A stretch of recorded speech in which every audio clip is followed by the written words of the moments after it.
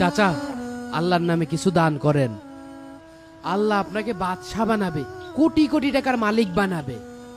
ফকিরের দোয়ায় যদি বাদশা হওয়া যেত তাহলে আর দুনিয়াতে ফকির পাওয়া যেত না, সবাই বাদশা হয়ে যেত। আচ্ছা, আমি যদি তোমাকে বাদশা হওয়ার রাস্তা দেখাতে পারি, তুমি কি আমাকে ওমরা করাবে? এত ভাবছো কেন? আমি যদি তোমাকে বড় লোক না বানাতে পারি, তাহলে আমি সারা জীবন তোমার সেবা করব। রাজি? ঠিক আছে চাচা, আমি রাজি। তোমার কাছে কত টাকা আছে?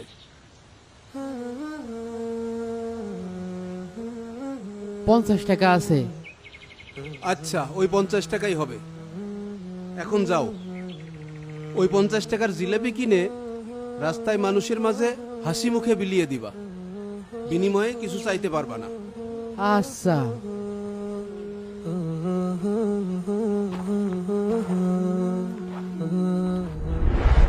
ভাই, 50 টাকা জিলেপি দেন দিনি।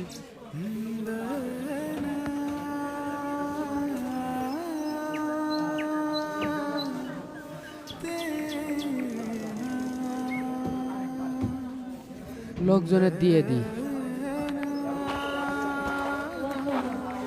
ও ভাই, এই নেন জিলেপি নেন। আপনিও নেন, এই নেন। মনি, তুমিও নাও, আরটা নাও। ভাই জিলেপি খান। ও ভাই, এই জিলেপি খান। ও অটোলা ভাই, এটা জিলেপি খান।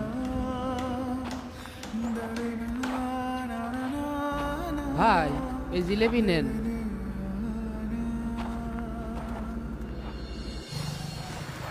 আসসালামু আলাইকুম চাচা। ওয়ালাইকুম আসসালাম। কি ব্যাপার, তোমাকে আজ খুব খুশি খুশি লাগছে? একটা বিশাল বড় খুশির খবর আছে। আগে বসো, দম নাও, তারপরে কথা বলো। চাচা, আমার 10 লাখ টাকার লটারি লেগে গিয়েছে, পুরো 10 লাখ টাকা। 10 লাখ? বলো কি, কিভাবে লাগলো এই লটারি? মাসখানেক আগে এক ভাই 100 টাকা দিয়ে ভুল করে এই লটারিটা কিনে ফেলিল, পরে আবার 100 টাকায় আমার কাছেই বিক্রি করে দিয়েছে। তারপর? আজ সকালে পত্রিকায় দেখি প্রথম পুরস্কার আমার টিকিটের এই নাম্বার।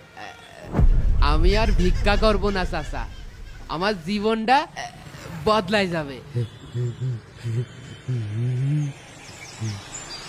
কিন্তু টিকিটটা তো তুমি নিজের টাকা দিয়ে কেননি রহমত। কিন্তু চাচা, ছেলেটা তো 100 টাকায় আমার কাছে এই লটারিটা বেচে দিয়েছে। এখন তো এই 10 লাখ টাকার মালিক আমি, তাই না? এই 10 লাখ টাকা তোমার না, এটা তোমার কাছে রাখা একটা আমানত। কি করছেন চাচা? এতগুলো টাকা আমার আমার সারা জীবন রাজার হালে কেটে যাইতো, সেই টাকা দিয়ে দেব? এইটা অন্যায় চাচা। অন্যায় নয় রহমত, এটা তোমার জন্য সবচেয়ে বড় সুযোগ। সুযোগ? কিসের সুযোগ?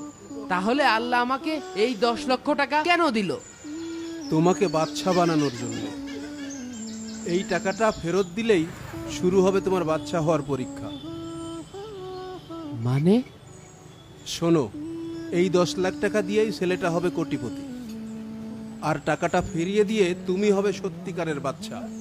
জীবনে প্রথমবার শুনলাম টাকা ফেরত দিলে নাকি বাদশা হওয়া যায়। আমি পাগল নাকি চাচা পাগল? আমি তো কিছুই বুঝতে পারছি না। 10 লাখ টাকা ফেরত দিয়ে দেবো।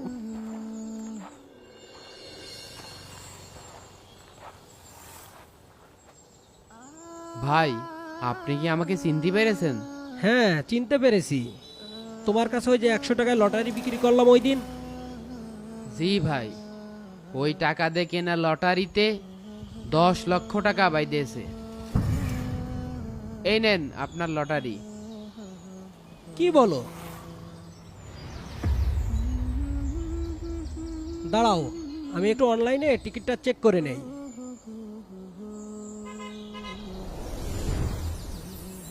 আরে 10 লাখ টাকায় তো। হ্যাঁ, আপনি সত্যি বলেছেন। কিন্তু এ টাকা আপনি আমাকে ফেরত দিতে চাচ্ছেন কেন? আপনার জায়গায় আমি হলে তো এই টিকিট কখনোই ফেরত দিতাম না। একজন মুরব্বী কয়েছে যে সৎ পথে থাকলেই সত্যিকারের বাদশা হওয়া যায়। আপনি ভিতরে আসেন, এই ভিতরে এসে বসেন। বসেন।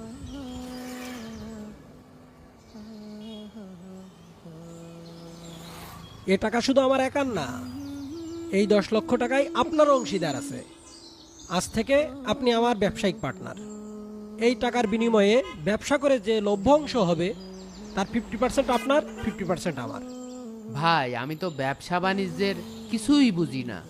ব্যবসা আমি দেখব, আপনি শুধু আমার সাথে সৎভাবে এবং বিশ্বস্ততার সাথে থাকবেন। থাকবেন তো? হ্যাঁ ভাই, আমি থাকবো ইনশাল্লাহ। রহমত ভাই, জি। বসেন।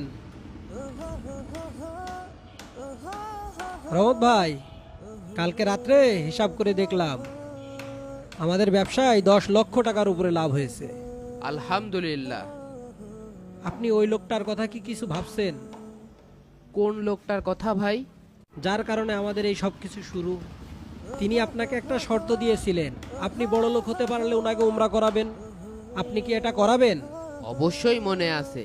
ওই লোকটার কারণেই তো আমি ভিখারি থেকে একজন বড় লোক হতে পারিছি। আপনি দোকানটা দেখেন, আমি ওনার সঙ্গে কথা বলে আসি। আচ্ছা ঠিক আছে, যান ঘুরে আসেন। আসসালামু আলাইকুম চাচা। ওয়ালাইকুম আসসালাম। কেমন আছো রহমত? আলহামদুলিল্লাহ ভালো আছি। চাচা, আপনি বলেছিলেন আমি বাদশাহ হব, কিন্তু আমি তো বাদশাহ হতে পারিনি।